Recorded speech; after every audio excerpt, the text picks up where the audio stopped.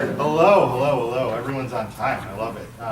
My name is Villivalam. I am the state senator for the 8th District, which encompasses about 21 neighborhoods in the city of Chicago, going from Montrose Avenue in the city north past Devon. So Albany Park, Sauganash, Edgebrook, Forest Glen, all the way to all of Devon. Lincolnwood, about 2/3 of Skokie, Niles, Morton Grove, Glenview, and unincorporated Des Plaines in my district. First and foremost, thank you so much for coming out today. Part of, as we're probably the 6th week into office, and part of my goal as I start my first year, is to not only come to you in June after session is done to let you know what we've done and get your feedback, but also to have events during the next 5 months while session is going on. That way we can get your input while we're making decisions, as opposed to letting you know what we did after session is done. I want to make sure everyone, a couple housekeeping notes, want to make sure everyone is signed in. It's the best way for us to follow up. We have refreshments and cookies in the back. Want to take a moment and recognize Mayor Van Duzen from the village of Skokie. We clap. Mayor Bass from the village of Lincolnwood. Who else do we have? Mark Collins, Niles Township trustee. Karen with the village of Skokie, trustee over there. In the back, Ralph in the back. Sue Averman, Mike with the Skokie Park District. Mike Reed and Sue Averman with the Skokie Park District. I always like to do that because elected officials, they work hard, and also this way you can find them if you have any issues. Today, this event is going to be focused on capital plan, and I wanted to do this event because it's been 10 years since we've had a capital plan. 2009, there was a $31 billion capital plan. There has been much talk about a capital plan this year. Well, there was talk over the last 4 years. You all know what we went through over the last 4 years. And so I think a lot of us, and all of us, I should say, are ready to turn the page and move forward on a lot of different fronts, including our infrastructure, our transportation, and making sure our communities have the resources we need to provide services and make sure we're doing our best for the constituents. I broke the news to Rohan that he cannot apply for personal funds. He can't look for a crib improvement or anything like that. Allie writes the jokes, so if you like that one. I'm really excited that we're doing this. We are not going to be able to answer all of your questions today. But this is an opportunity to learn the structure, the process, and the information you need to at least move forward with the foundation. I want to thank Alex out there. Alex came from Springfield. He's my communications specialist. And I want to give a special thank you to Becky Locker. Elected officials, we get the credit sometimes, we get the blame, which is how it should be because we're the elected officials. But there's not enough I can say about staff.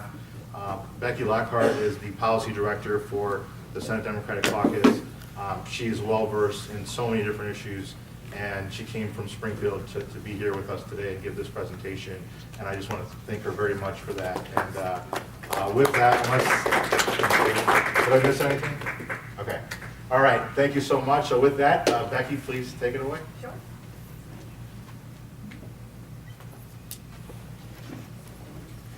I'm going to stand up here so I'm not blocking the slides on the big screen. Okay, so welcome everyone. So as Senator said, he just asked me to come up here to give a little overview of the current capital program because as we move to the future and hopefully get a new one in place, it'll probably look a lot similar, and I wanted to give everyone a sense of the components of that current program that we've been sort of under for the last 10 years or so, just to familiarize you with those components and what a future capital bill may look like. So in 2009, we enacted a $31 billion program called the Illinois Jobs Now program. It was a $16 billion state investment, and then we assumed about $15 million in matching funds from both local and federal sources. That came together with really a bipartisan effort. The Senate President Cullerton at the time really took the lead and gathered input from the other caucuses and the governor and stakeholders throughout the state to put together that package. And it had been about a decade prior since we had a large comprehensive package prior to 2009. So part of that, I'm going to walk through the main components of that $16 billion state investment. So a large portion of that, as you can see, was for roads, bridges, that sort of transportation. We did $7 billion in state investment for that. A lot of that did generate some federal match through federal road programs, but this is representative of the state program. Another $3 billion was invested for transit purposes. So a lot of this went to the RTA for the 3 boards that operate throughout the area up here. And then a portion was also used for downstate transit purposes and other forms of rail, Amtrak, and such. Then we had some investment in school construction, $1.8 billion, and this is representative of the School Construction Act. This act is put in place, and school districts from around the state can apply for funding, and they work through the Illinois State Board of Education and our Capital Development Board to determine those projects based on various needs of the school, whether it be overcrowding or some emergency needs at that school. So we invested $1.8 billion towards that. $1.5 billion of the Illinois Jobs Now program went towards higher education. So this was investment in both public universities, community colleges, and private universities throughout the state.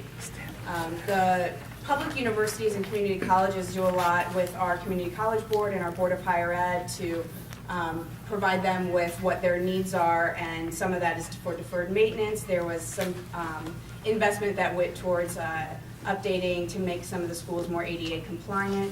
And then for the private universities, depending on their size of that university, we provided some investment based on full-time enrollment of the school. We also had some funding for healthcare facilities, $200 million. The majority of this went towards hospitals, but the other piece of this went towards community health centers, those that are federally qualified health centers. They all received a portion of funding from that $200 million. Water and sewer investment, let's see, I can't quite read that, $860 million. A lot of this is through, in some cases, revolving loan funds that go to local governments to upgrade water and sewer systems. We know there's a lot of need there. There's a lot of old infrastructure, and this helped get a little bit ahead of that, but we know there's still a lot more to do in those areas. $750 million was invested towards state facilities. So we have state facilities throughout the entire state. The biggest examples of those would be our correctional facilities and other residential type facilities where we have for maybe mental health services or some other types of needs. But we also have actual, other office buildings and such throughout the state that went towards the $750 million went towards. And then this last pie piece, I've titled Community and Economic Development, $1.4 billion. Well, what does that really mean? That represents various investments in local governments, schools, community providers all throughout the state that didn't maybe fit into one of these other categories, or they had needs that some of these categories wouldn't fill, and so this was some additional investment that went towards those programs. So how did we fund it? We issued bonds that we assume a 20-year lifespan. So most of these projects we assume have a 20-year lifespan. So we issued bonds to fund that capital bill. And then we also had a component of revenue in order to support the annual debt service on those bonds that we issued. And I've highlighted here some of those sources of revenue. Video gaming, which I'm sure most of you in the room have heard about. Vehicle user fees, these are things such as your vehicle registration or driver's license, and then some other components. And those generate revenue. That revenue is filtered into a specific fund that is only used for debt service on those capital bonds to pay off for those projects. So I wanted to highlight a little bit about roads and bridges and transit, as obviously that was a really large piece of the Illinois Jobs Now plan, almost over half of it. So the IDOT spends a lot of time determining sort of the structure of our roads and the quality of those roads and bridges throughout the state, and they help us develop a plan. There's also annual funding that goes towards road projects, and those are supported through a motor fuel tax that individuals pay when they purchase fuel. And then transit includes public transit, airports, and rail, which I mentioned, and the RTA was the recipient of the bulk of that funding for CTA, Metra, and PACE boards to use. And they use that to update fleets. There's some rail improvements. And we do know that that investment is definitely needed, as some of that structure is again aging, and the investment from Illinois Jobs Now didn't necessarily cover all of those needs. So that's just a little bit on roads and transit. And then I wanted to talk about competitive grants. So in the last capital bill that we did, we created a whole host of programs to fund projects. So you saw on the pie chart there was funding for hospitals and federally qualified health centers. We did some things for museums and libraries and parks throughout the state, and all of these were done through a competitive grant program. So we provided a lump sum appropriation for that purpose, and then grantees that fit within that category would apply through a state agency that managed them for those grant funds. Sometimes there's a set aside for Chicago-based entities, given the size of some of those entities. But then other examples of competitive grant programs, I mentioned some of these: museums. Another big one was early childhood centers, libraries, I said hospitals as well. So those are really representative of that community economic development pie piece that I mentioned earlier. A lot of competitive grant programs are through that source.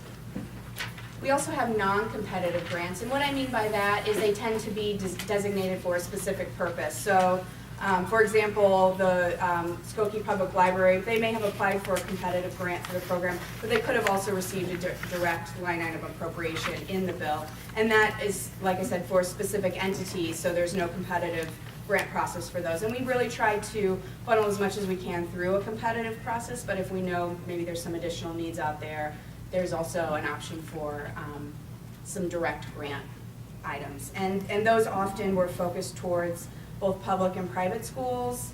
Nonprofit organizations were a huge component of that piece because sometimes they don't necessarily fit into those other competitive grant programs. And then local governments were another recipient.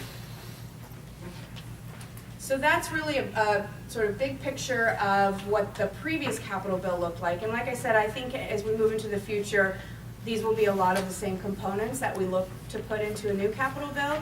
We created, I mentioned this briefly, we created a lot of new programs in that capital program. And so those are existing, and they're set up and ready to receive more funding and provide more grants. So really the question is, what are our next steps? We have a current capital program that's in place. It's been in place for quite some time. Obviously that we had a couple of years with the budget impasse that caused a few of these projects, a lot of them to stall for a bit. And we need to figure out how we're going to move forward with some of those, and that has to be part of the discussion. And then we obviously need new funding to address a lot of the capital needs that we have throughout the state. So one thing that the Senate has done recently, our Appropriations Committee and our Transportation Committee have both created a subcommittee on capital. So Senator Sandoval and Senator Menard are the chairs of those, and they plan to hold some statewide hearings, throughout the state to really get a sense of where we're at with the current capital plan and what are the needs throughout the state for new capital programs. So that's what the Senate plans to do, at least in the early side of the spring, so hopefully we can get into that conversation later. As we develop a plan, we'll know what our needs are throughout the state. And that's all I have, but I'm here to answer questions along with the senator, if anyone has any. Yes? My broader timeline, so if we're having subcommittees discussing this in the spring, when do you see the very first possible release of any capital money?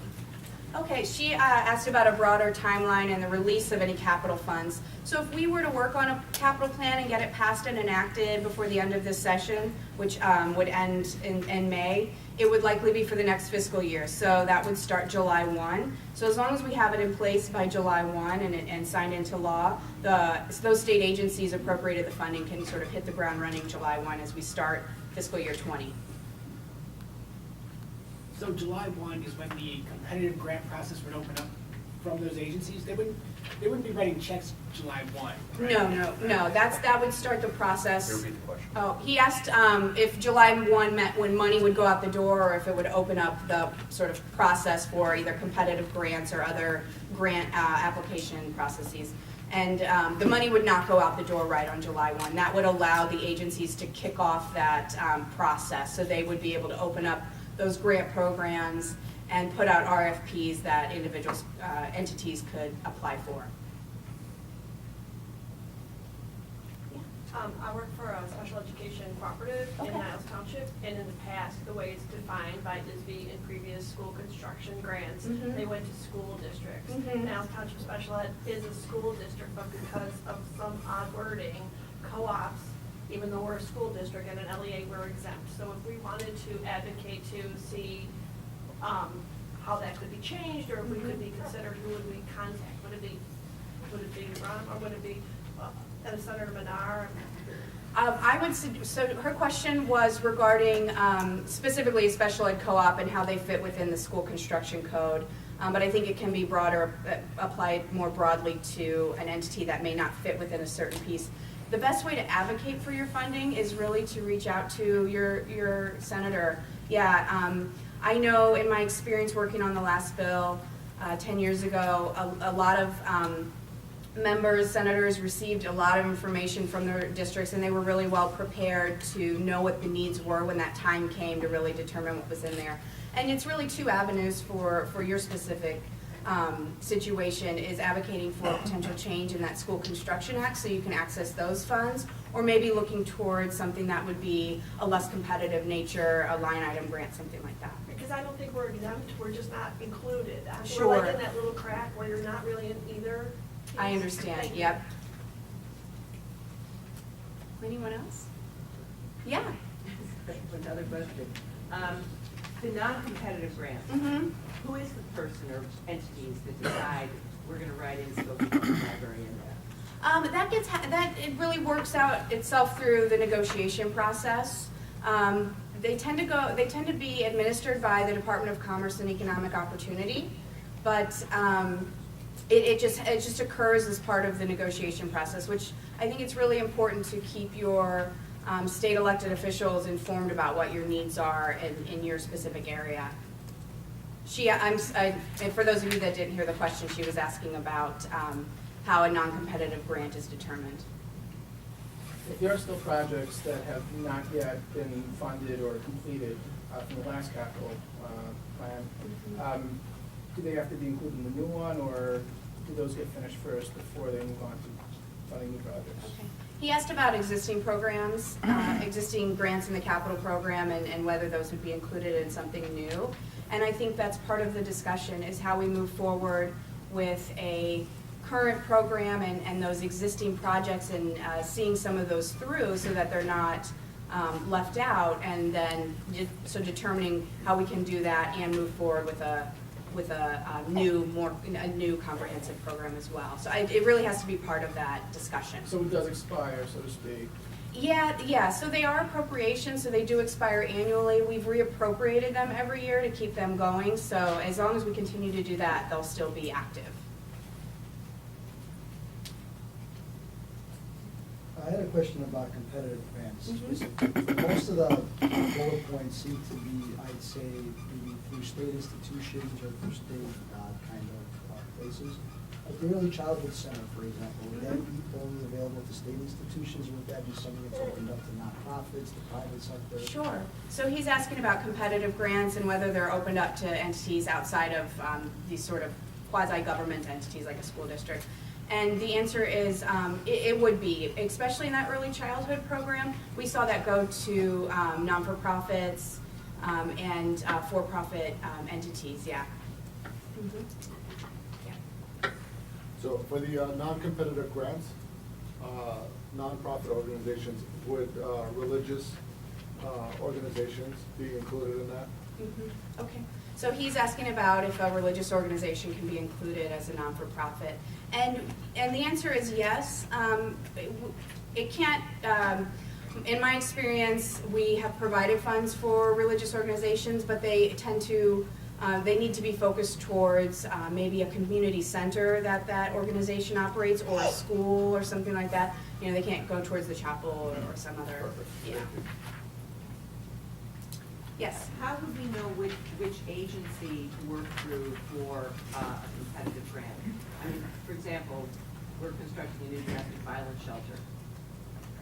Would that be a competitive grant? Is there a section in there? Or what agency would we look to for an RFP? Well, it's, off the top of my head, I don't know that a specific program exists for that, but the best way, again, the best way to advocate for that is to really have the discussion with Senator Villivalam and to understand the exact place to go. I mean, I think your biggest way to advocate is to work with him, not to keep offering you up, but that's why he's here. That's what I'm here for. And what was, can you repeat the question? Yeah, can you repeat your question? So. My question was if, as in the competitive grant, how do you know what agency is a nonprofit to approach, basically? Yeah. I have a follow-up question to the to organizations that received a grant through the last capital project. So under the budget stalemate, funds were no longer appropriated and the grant amounts were reduced accordingly. Those grants we've been encouraged to keep them open, but based on what you're saying, I just want to clarify. It sounds as though the actual funding won't necessarily be appropriated backward to those projects without a conversation and discussion and the negotiations for the new project. Is that correct? So she's asking about past grants that exist in the current capital program and moving forward, what will happen with those appropriations. And as of right now, it exists. We reappropriated it in the FY19 budget that we passed in June. So it's likely if that grant was somewhere in the process, whether it was maybe potentially not even started yet, or the entity was under a grant agreement and then sort of had to stop because of the impasse. Those all do still exist as an appropriation today in that FY19 budget. I think it does have to be part of the conversation. I'm not the one that determines that, so that's just Becky's opinion. But because there's a lot of situations where the grantee may be under a grant agreement and they're just waiting for that last bit of money to close out their grant, and so we have to determine how we move forward with those. So I can't tell you exactly what will happen, but I think that in my experience in talking to different members that are interested in the capital program, that's something that they've raised as a concern, is how do we address what we currently have in place. Have there been any recent bond sales? Are there existing funds in the Illinois Bond Fund, or are they basically starting from scratch? He's asking about the existing bond availability within the state, and there is current bond authority. It's pretty limited, and it's reflective of the component. It's based on the need for the Illinois Jobs Now, but we haven't exhausted. We set a debt limit, and then the governor's office can go and issue those bonds up to that limit. They haven't issued up to the limit yet, and they have gone to market recently to issue bonds because we did reappropriate those programs in the 19 budget, so they tried to get some cash into the funds to move some of those along. So I think the last bond sale occurred in November. So there is some authority. It's not extensive. It wouldn't cover a new capital program. And then there's also the conversation of how do you pay any additional debt service that you incur from new bond authority that the General Assembly may provide to the governor. Yeah, way in the back. And can you please identify yourself as well? I'm sorry? Can you please identify yourself? Sure, I'm Joanna Barber with SCC Early Childhood Centers here in the downtown Skokie area. My question is, there's a large and very engaged group of community stakeholders within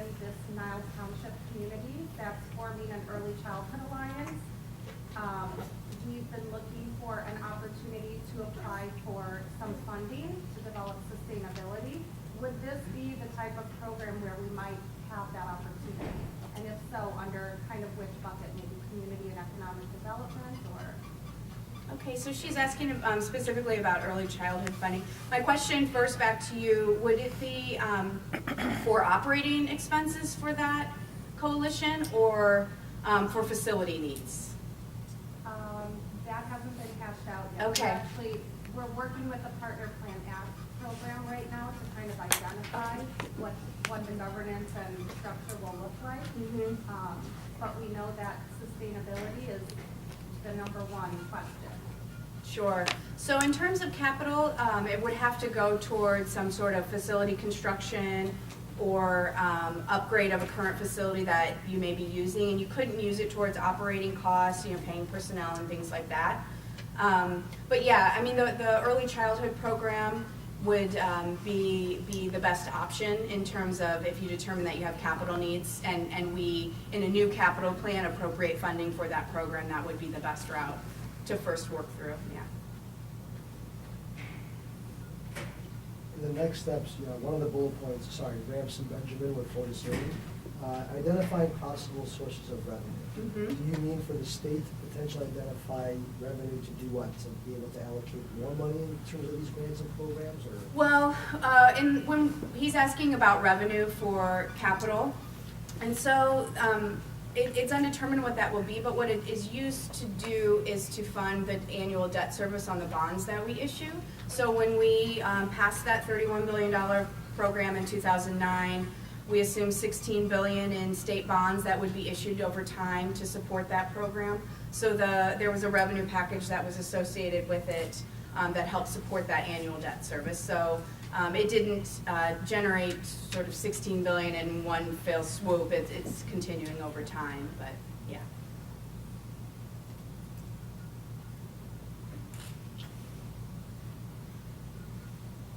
Anyone else?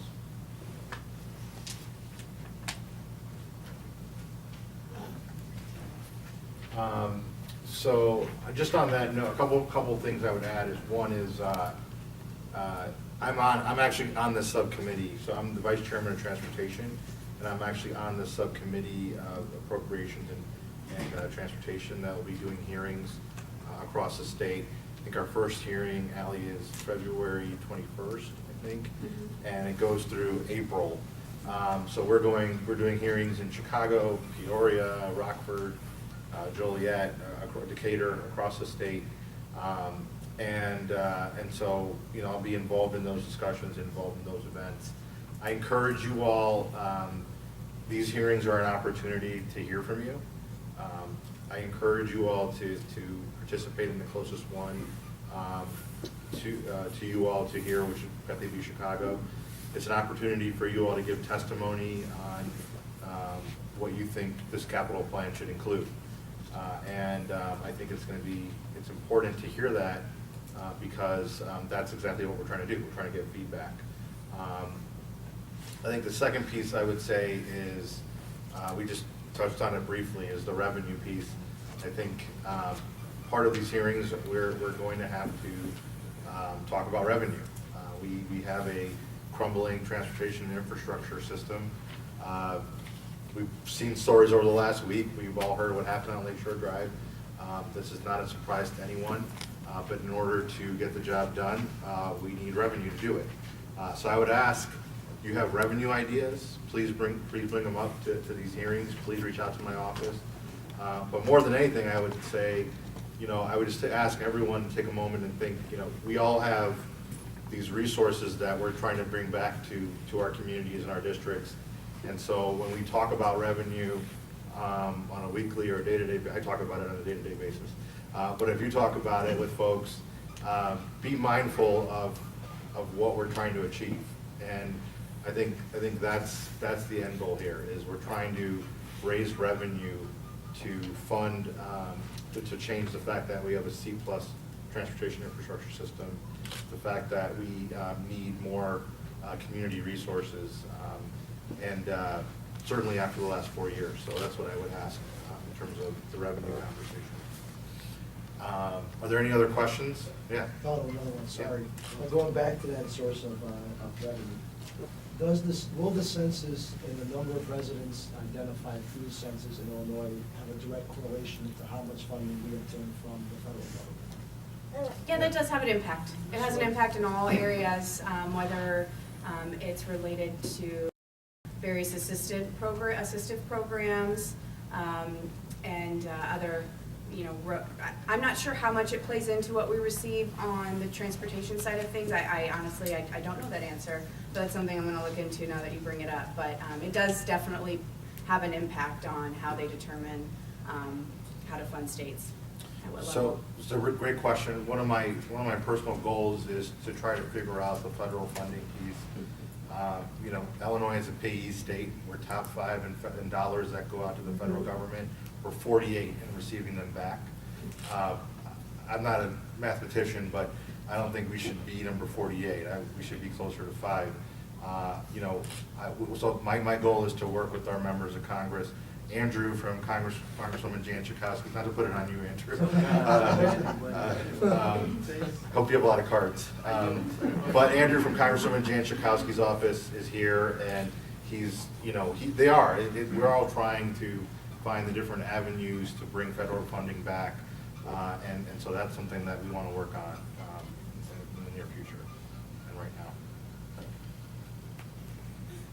And Senator, if you don't mind me adding, I kind of said this a lot throughout, but he really is your source to provide information to as you guys are assessing your capital needs. Things, our session ends in May, and so things may move quickly, and there'll be a lot of decisions that have to be made in a fast-paced environment. So the more information you guys have on hand about what your needs are that you share with the senator helps prepare him as he's involved in those conversations. So on that note, thank you, Becky. On that note, I'm sure this is a lot of information to take in. I'm sure you all still have questions. Like I said when I started, this is kind of to explain the process, explain what has happened in the past, and kind of provide what the next steps are. We have is it a Google Doc? Google Form. Google Form. So if you signed up outside, you will get a link to a Google form that will enable you to kind of write out your capital funding request. And to what Becky has said and to what I've said before, I wanted to have this event because the more information I have on the front end, the better I'll be prepared to advocate for the funding when the time comes in April and May. I don't want to be in a situation, I don't think any of us do, where folks are coming to us May 25th and trying to get something in. I'm not going to say it's impossible, but it's not ideal, and I don't want to be in that situation. So you'll get that link if you signed in, and please take your time. I'm not asking you to fill it out, by tomorrow, but I know that you all have to put some thought into what your request is. But please make sure to get that back to us. We kind of gave you the timeline, I think, of when decisions will start to be made, right? We're doing hearings starting February 21st. I think the last hearing, there's 8 hearings or so. It's probably April 8th. So you have some time, but I wouldn't, if you know what you all need, especially if it's from previous years, those requests, please get them in, and that way my office can have a file. So if you signed in here, or if you signed up online, we should have all of your email addresses, and you'll get that either later this afternoon or early tomorrow morning. Great, and then just real quick, I think the trustee in Lincolnwood, Jessica Patel, came in late in the back, and then Kem from the Skokie Park District as well. You guys missed it, but I said I'd like to introduce you all because people can come to you and get their concerns and issues. Thank you all so much for coming out. I would encourage you all, Denise, why don't you stand up and tell us about the event that you're holding in your hand. There's MWRD Commissioner Jovina Morita is hosting an Asian Lunar New Year celebration, so everyone is invited. It benefits the Miles Township Food Pantry. It is on Sunday from 3 to 5, so please, the cast word, there are pamphlets in the back that Ally has, so pick up some cards and invite people to our meetings. Thank you, Denise. So, the reason that I was asking Becky to repeat all of her questions is because this is all on Facebook Live. I don't know much about Facebook, but it's on Facebook, so you can look through the video in case you want to look back through the presentation. And then lastly, if you didn't get a chance to ask your question in a group setting, if you want to ask Becky one-on-one, please do. I'm here as well. She drove 3 hours and 20 minutes to be here. She probably wants to get back on the road, but I think she'll have some time for a couple questions. All right? Thank you so much.